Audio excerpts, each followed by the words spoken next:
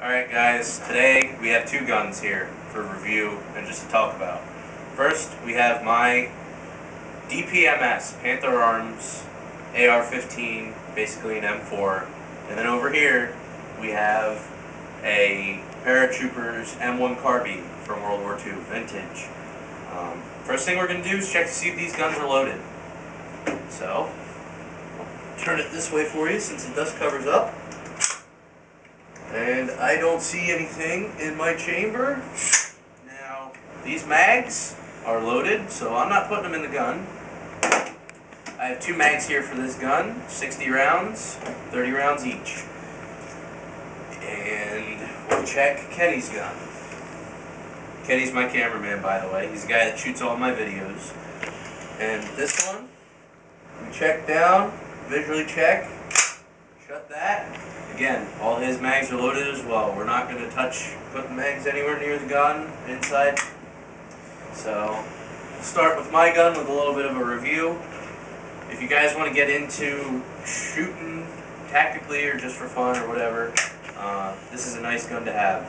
I paid $6.50 before taxes, and in Pennsylvania it's 6% tax, and then they've got a permit check and all this crap, and it was only $2 for the permit, or the background check rather, my fault. But after it was all said and done, with the gun, ammunition, 200 rounds of ammunition, the red dot sight, and some cleaning products, it ran me about $930. The gun, the sight, or the scope, 200 rounds of ammo, and cleaning products was $930, which to me isn't that bad. I mean, some people say, wow, why would you go out and spend that much money on a gun? Because I wanted it. That's why. I've always wanted an M4, and now I have one. With this, basically, your 6th position stock. I'm not going to go through all of them. It's too tight to go through all of them. I did 3 of them there for you. The design for this gun, it's going to be straight, so the recoil is going to be like this. Straight back. You're going to be able to get on target quicker. With this, the red dot sight is mounted at my preference. You can mount it anywhere you want, but it's where it is for me. Okay? With this, safety switch. It's safe or fire. That's it.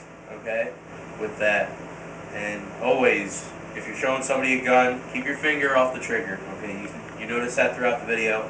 My finger's here, but it's not in here. It's always there.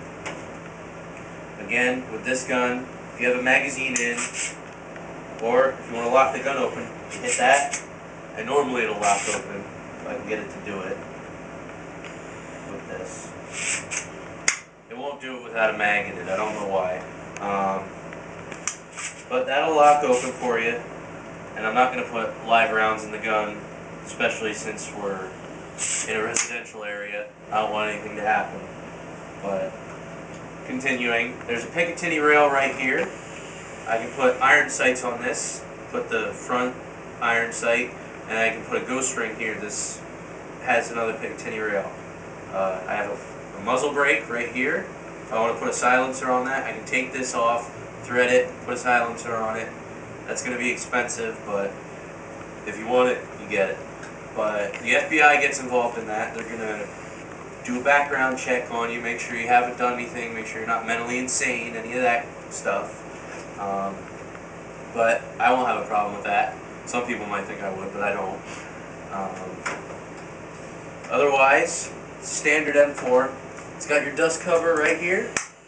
As soon as you pull this back, it's going to pop out. There you go, racks the gun. Here's an ejector for jammed rounds right there. What else can I tell you about this gun? Just standard grips. It's got holes in it to get rid of heat. Again, this is just basically the same as any other M4. It's got a chrome lined barrel. If you want to pay for the name and buy a Colt, go ahead. I paid $6.50. With a Colt, you're probably going to pay about $1,200. I don't know what else to tell you about that. I mean, some people swear by Colts, some people swear by cheap guns. This wasn't the cheapest one there, but it's one that caught my eye and it's personal preference. just go out to Cabela's and you can get one of them. If you want to get a 22 caliber for it, you can. All you got to do to change it over to 223 or 5.56 is to change the upper receiver, and then it'll be in 223 or 5.56 for you. Here's a comparison to the rounds. This is my 5.56 round right there. This is Kenny's 30 caliber round right there. A little bit bigger of a bullet. His is fatter. Mine's a little bit longer. It'll fly through the air faster. His is rounded off at the nose. I'm not sure which one has more powder. His is a fatter bullet, so there can be more powder in there, but mine's skinnier, but it's taller. Might be the same amount of powder. I don't know. We can go over here to Kenny's gun now. We're going to go back and forth between them as we go along. And this is a vintage World War II weapon. This was carried by, I believe, his uncle in World War II, and he sent it over here in pieces, one piece at a time. And here's the original sling, and it's got a ghost ring sight, and then a solid iron sight up here. Personally, I like these sights a lot, and I'm not pointing this towards anybody. There's a wall right over here. You can't point it at anybody. These sights are real nice. You can get on target, and it's incredibly accurate, as opposed to my red dot, which, yeah, I like it a lot. On target, good to go. You can't put any type of sights besides what's on it on this gun. It's a solid wood stock.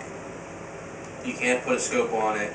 There were some in World War II that you could, but this one was just standard infantry. That's it. So what you have here is what you got. And personally, if I had a gun like this, I wouldn't want to mess it up. I'd leave it the way it is. So here he has two 15-round mags, pretty standard. He's got a case for him. He has a 30-round clip right here. He's also got a 50-round clip, but we didn't bring that out just because these two here are 30 rounds. I think I said that already, but whatever. This red dot sight is a true glow sight. It came with these covers just for dust. Flip those up. This selector switch, 1 being the dimmest, 11 being the brightest. So there's 11 settings. It doesn't change color. It's just strictly red. With this gun, you want to learn how to shoot. It's not cheap.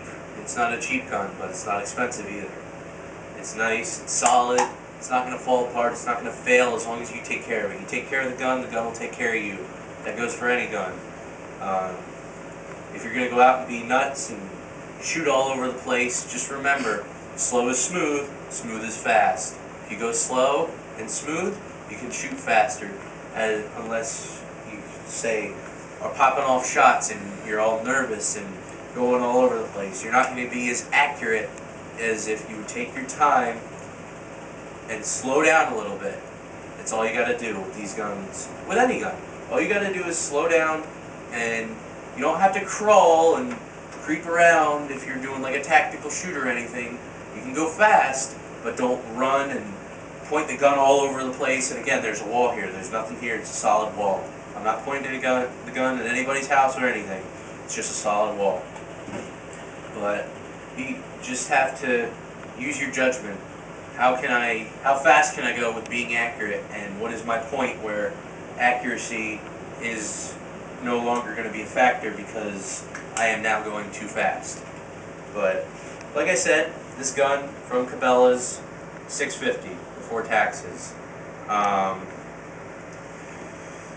didn't have to get any permits for this gun at all. It's just a rifle.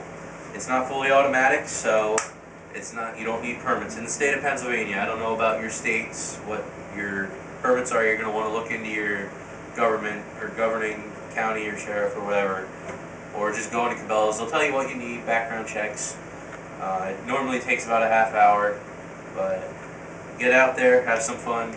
We were going to shoot for you today. We were going to shoot this one, and we were going to shoot this one. That's why these magazines are loaded. We were going to go down and shoot, but there were people there, and we're members of the gun club in Stockertown, but we can't find our buttons or our cards. And if you don't have your button or your card, you don't shoot.